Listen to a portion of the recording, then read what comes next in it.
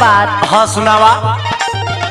हम तो नहीं हरे रहत रही एसी में, हाँ एसी में, एने देह जरी जाता हमर खेती में।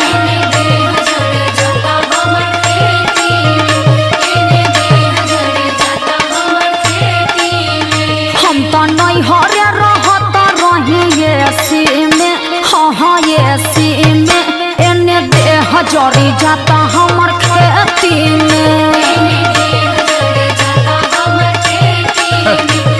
अब पढ़ले लिखले तो बाड़ू ना, अब तुम्हें कहा समझाई हम।